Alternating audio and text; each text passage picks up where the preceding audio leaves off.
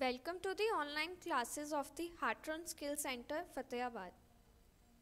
In this class, we are going to learn about the balance sheet. Introduction of balance sheet. Balance sheet is a statement which gives the position of assets and liabilities on a particular date. Assets. Assets are the resources owned by the business and liabilities are the claims against the business. Balance sheet वो statement है जो हमें इसके बारे में बताती है कि हमारी कंपनी के पास कितनी एसेट्स हैं और कितनी लाइबिलिटीज़ हैं. एसेट्स वो फिजिकल थिंग और राइट जो क्या कंसीडर करती है, मॉनेटरी वैल्यू लेकर चलती है. एसेट क्या प्रोवाइड करता है, एक फाइनेंशियल और इकोनॉमिक बेनिफिट प्रोवाइड करता है फ्यूचर में बिजनेस को. और जो लाइबिलिटीज़ होती हैं वो एक फाइनेंशियल ऑब्लिगेशन होती हैं बिजनेस के लिए कि इन फ्यूचर इनको पे करना ही करना है.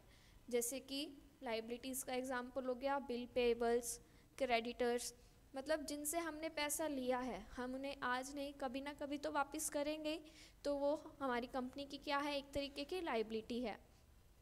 और एसेट्स जैसे कि लैंड, बिल्डिंग, फर्नीचर, ये हमें फ्यूचर बेनिफिट प्रोवाइड करते हैं. तो ये बिजनेस की क्या होती हैं, एसेट्स होती हैं.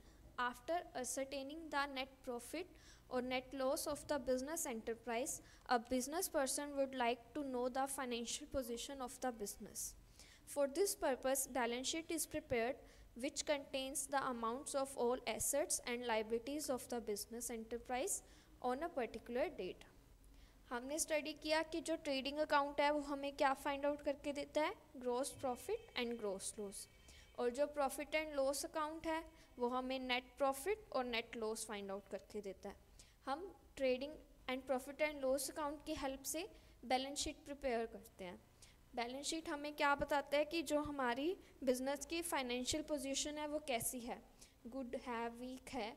तो इस वजह से हम बैलेंस शीट को क्या करते हैं, प्रिपेयर करते हैं. The statement so prepared is called balance sheet because it gives the balances of ledger accounts which are still there after the closure of all nominal accounts by transferring to the trading and profit and loss account. Balances of all the personal and real accounts are grouped together into assets and liabilities. In the balance sheet, liabilities are shown on the left hand side and assets are shown on the right hand side. Balance sheet profit and loss and trading account की help से बनता है. उनके balances हम किस में transfer करते हैं, बैलेंस शीट में, जिससे हमें पता चलता है कि हमारी एसेट्स क्या हैं और लाइबिलिटीज़ क्या हैं.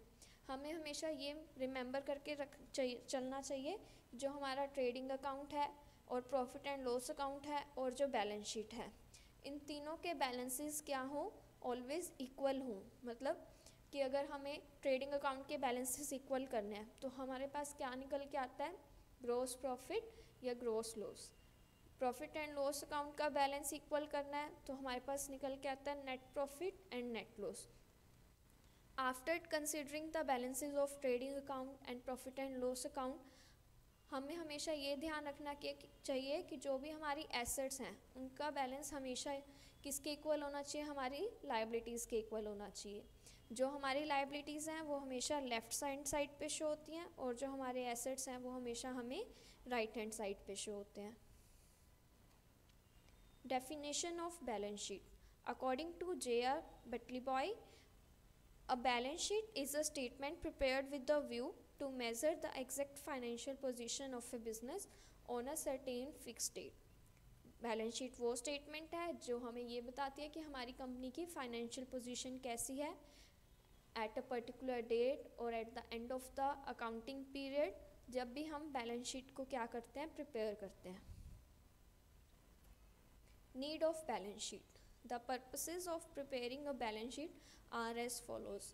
The main purpose of preparing a balance sheet is to ascertain the true financial position of the business at a particular point of time. Balance sheet का मेन पर्पस यही है कि हमें ये क्या बताती है, हमारी कंपनी की ट्रू फाइनेंशियल पोजीशन बताती है कि हमारी कंपनी में कितनी एसेट्स हैं और कितनी लाइबिलिटीज़ हैं at a particular point of time. It helps in comparing the cost of various assets of the business such as the amount of closing stock, amount due from debtors, amount of fictitious assets. Moreover, as assets and liabilities of similar nature are grouped and presented in balance sheet, a comparative study of these assets and liabilities is facilitated. It helps in comparing the various liabilities of the business. इसमें जो भी हमारे assets हैं उनको सारा एक side में group किया जाता है, जैसे कि हमारे क्लोजिंग स्टॉक हो गया, हमारा जो डेटर्स हैं अमाउंट रिसीव होना है डेटर्स हो गए वो, जो भी हमारी फिक्टिशियस एसेट्स हैं, हमारे लैंड बिल्डिंग फिक्स्ड एसेट्स हैं, प्लांट एंड मशीनरी फर्नीचर, वो सब हम एसेट साइड रिकॉर्ड करते हैं. और लाइबिलिटी साइड जैसे हमारे क्रेडिटर्स हो गए जिनको हमने पैसा देना है, और बिल पेबल्स हो गए, जो हमारी कैपिटल है उसमें से हम नेट प्रॉफिट को ऐड करते हैं और नेट लॉस को माइनस करते हैं. जो ओनर ने अपने पर्सनल यूज़ के लिए बिजनेस में से पैसा निकाला या गुड्स ली, ड्राइंग्स जिसको हम बोलते हैं, वो लेस होती हैं. तो इससे हमें सारा एसेट्स एंड लाइबिलिटीज़ का प्रॉपर व्यू पता चलता है, जो हमें कंपैरिजन करने में हेल्प करता है. Third one, it helps in finding out the solvency position of the firm. The firm's solvency position is favorable if assets exceed the external liabilities, and the firm's solvency position is not favorable if the external liabilities exceeds the assets. Balance sheet हमें solvency position find out करने में भी help करता है कि अगर हमारी assets हैं ज़्यादा हैं हमारी लाइबिलिटीज़ से, तो ये एक फेवरेबल कंडीशन देता है हमें कि आपकी फेवरेबल सॉल्वेंसी पोजीशन है फर्म की. बट अगर हमारी एसेट्स क्या हैं, लो हैं, और हमारी लाइबिलिटीज़ ज़्यादा हैं, तो ये हमें अनफेवरेबल सॉल्वेंसी पोजीशन देता है फर्म की. Format of balance sheet. आप बैलेंस शीट के फॉर्मेट से क्लियर हो जाएंगे.